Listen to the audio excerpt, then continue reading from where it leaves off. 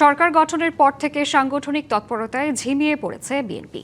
দীর্ঘদিন ধরে মেয়াদ উত্তীর্ণ কমিটি কার্যক্রমে স্থবিরতা, তৃণমূলের সঙ্গে সমন্বয়ের ঘাটতি ক্রমেই দৃশ্যমান হচ্ছে। একদিকে সরকার পরিচালনায় ব্যস্ততা, অন্যদিকে মাঠের কর্মকাণ্ডে ভাটা। এমন ভারসাম্যহীন বাস্তবতা থেকে নেতাকর্মীদের চাঙা করতে দলকে ঢেলে সাজানোর উদ্যোগ নিয়েছে বিএনপি। দলের হাইকমান্ড সম্প্রতি বৈঠক করেছেন ঢাকা জেলা ও মহানগর নেতাদের সাথে, দিয়েছেন বেশ কিছু নির্দেশনা। নেতারা বলছেন শিগগিরই সাংগঠনিক ছন্দে ফিরবে বিএনপি। বিএনপি সরকারের বয়স প্রায় ৬ মাস হতে চললেও দলটির সাংগঠনিক গতি নিয়ে উঠেছে নানা প্রশ্ন। দলীয় কার্যক্রমে ভাটা, পার্টি অফিসে আগের চেয়ে নেতাকর্মীদের আনাগোনা কমে যাওয়া সহ বিএনপির সাংগঠনিক রূপ যেন চোখেই পড়ছে না।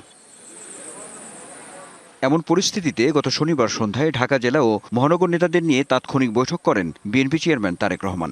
বৈঠকে সংগঠনের শৃঙ্খলা বজায় রাখা, ঐক্য সুসংহত করা এবং জনগণের সঙ্গে নিবিড় যোগাযোগের ওপর বিশেষভাবে গুরুত্বারোপ করেন তিনি। সরকারে আসার পর সাংগঠনিকভাবে বিএনপিতে স্থবিরতার কারণ কি? নেতারা বলছেন, দায়িত্বপ্রাপ্তদের অনেকেই এমপি মন্ত্রী হয়েছেন, তবে দ্রুতই কেটে যাবে স্থবিরতা। যারা দল পরিচালনা করে তার বড় অংশটাই এখন সরকারে আছে।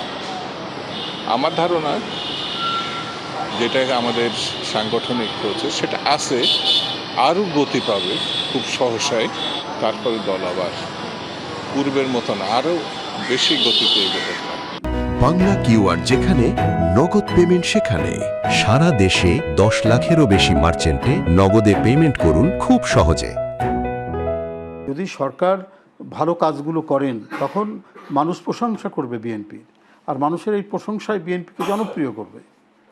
তো এটা যেমন একটা দিক, আরেকটা হচ্ছে যে সাংগঠনিক যে কাঠামো, সেই কাঠামোটা ঠিকঠাক মতো রাখা।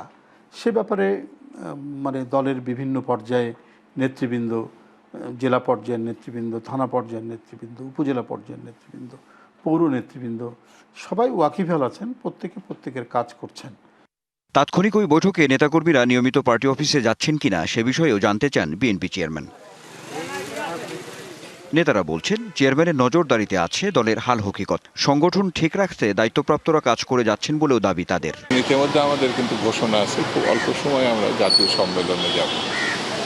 বিএনপির যে সম্মেলনটা বেশ কিছুদিন হয়নি, সেই সম্মেলন এবং তার প্রক্রিয়া শুরু আভ্যন্তরীণভাবে হচ্ছে। সেটি যখন গতি পাবে তখন দল আরও গতিশীল এবং চাঙ্গা হয়ে যাবে। উনি তো প্রধানমন্ত্রী, তার তো দেশে বিদেশে অনেক কাজ আছে, কিন্তু উনি সাংগঠনিক কর্মকাণ্ডগুলো অবহিত কিনা, তিনি অবহিত হচ্ছেন, নানাভাবেই অবহিত হচ্ছেন, নানাভাবেই তিনি খোঁজখবর নিচ্ছেন, নিয়ে তারপরে ওনার যেখানে যে পরামর্শটা দেওয়া দরকার সে পরামর্শও তিনি দিচ্ছেন। তো কোথাও কোনো কমতি নেই, আবার কমতি আছে বলে আমি মনে করি না। সংগঠনকে আরও শক্তিশালী ও সক্রিয় করার লক্ষ্যে বিভিন্ন ইউনিটের কমিটি ভেঙে দিয়ে নতুন কমিটি গঠনের ব্যাপারে বিএনপির হাইকমান্ড নির্দেশনা দিয়েছে বলে জানা গেছে। Anwar Hossain, DBC news, Dhaka.